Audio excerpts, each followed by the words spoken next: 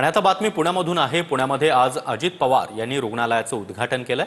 यावेळी रुग्णालयाच्या डॉक्टरनं आपल्या आईवडिलांचा सत्कार करण्यासाठी अजित पवारांकडे आग्रह केला।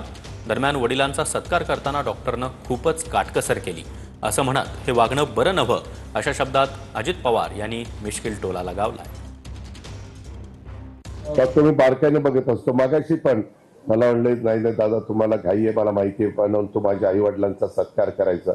मला वाटलं डॉक्टर आता सत्कार करताना छानशी शॉल छानसं काहीतरी आणतील।